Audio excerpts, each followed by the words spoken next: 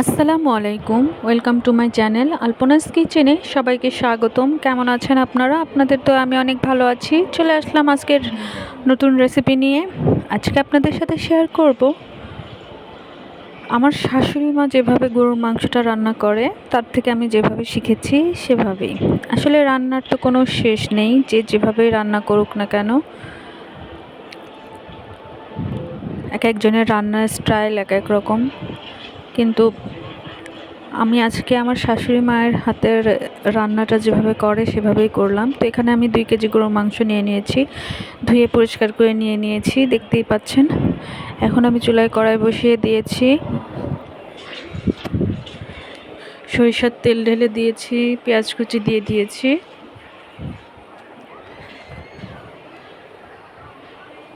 এখন দিয়ে দিলাম 3-4 পিস তেজপাতা।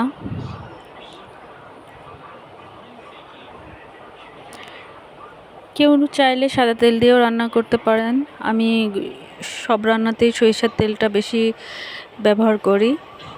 এখন দিয়ে দিলাম মশলা, এলাচ, দারচিনি, কালো এলাচ।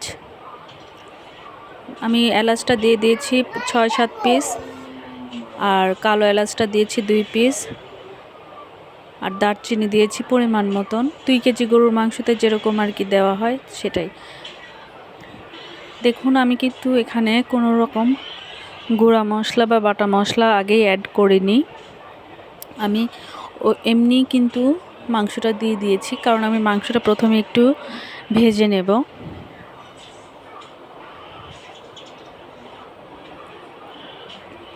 কিছুক্ষণ ভাজার পরে, এভাবে নেড়েচেড়ে ভাজার পরে আমি কিন্তু তারপরে বাটা মশলাটা অ্যাড করব, কারণ আমার শাশুড়ি মাকে দেখেছি এইভাবেই সে রান্না করে। তাই আজকে রান্নাটা আমি তার মতন করার চেষ্টা করেছি। জানি না পুরোটা হয়েছে কিনা, তবে চেষ্টা করেছি।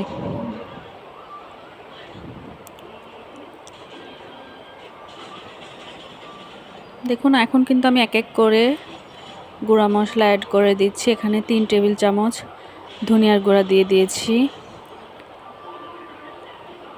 2 টেবিল চামচ শুকনো মরিচের গুঁড়া দিয়েছি, এবং 1.5 টেবিল চামচ হলুদের গুঁড়া ও পরিমাণ মতন লবণ দিয়েছি।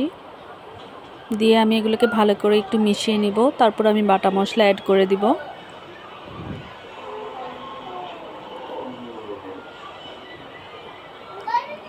দেখুন, এখানে আদা আর রসুন পেস্ট আছে।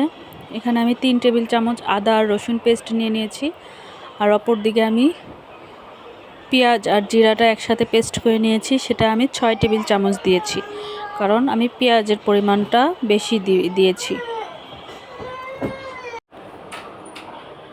চলে আসলাম 10 মিনিট পরে। দেখুন, আমার মশলাটা কিন্তু ভালোভাবেই মাংসের সাথে মিশে গেছে, আর তেলও কিন্তু উঠে গেছে, দেখতেই পাচ্ছেন।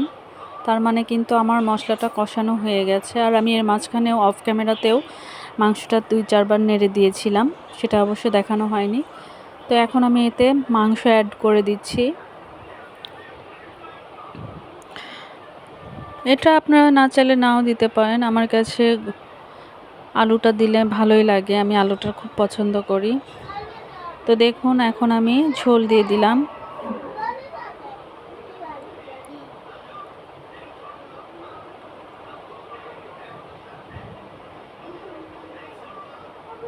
আবারও চলে এসেছি আধা ঘন্টা পরে। আসলে সময় স্বল্পতার কারণে পুরোপুরিভাবে দেখানো হয়নি। তো দেখুন, এর মাঝখানে আবার কারেন্টও চলে গেছে।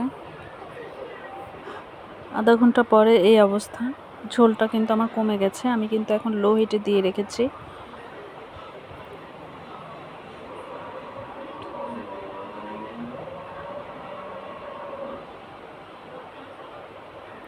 আমার রান্নাটা যদি আপনাদের ভালো লাগে তাহলে স্কিপ না করে ধৈর্য সহকারে দেখে প্রতিটা টিপস ফলো করে এভাবে রান্না করবেন, দেখবেন খেতে খুব অসাধারণ হয়। এক একজনের রান্না এক এক রকম, তো আমার মতন করে একবার হলেও ট্রাই করে দেখবেন।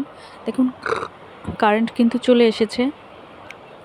আমার তরকারির কালারটাও কিন্তু অনেক সুন্দর হয়েছে, মাশাআল্লাহ। খেতেও কিন্তু হয়েছিল অসাধারণ। আপনারা ভালো লাগলে একবার হলেও ট্রাই করে দেখবেন, আর কেমন হলো না হলো অবশ্যই জানাবেন কমেন্ট বক্সে। কাছের এবং দূরে যে যেখান থেকে আমার ভিডিওটা দেখছেন সকলকে জানাই অসংখ্য ধন্যবাদ। আর যারা আমাকে সাবস্ক্রাইব করে আমার পাশে আছেন তাদেরকেও জানাই অসংখ্য ধন্যবাদ। আর যারা আমাকে এখনও সাবস্ক্রাইব করেননি তারা করে ফেলুন। আপনাদের একটু ভালোবাসা আমাকে অনেক দূরে এগিয়ে যেতে সাহায্য করবে। তো দেখুন, এই হচ্ছে আমার রেসিপিটার ফাইনাল লুক।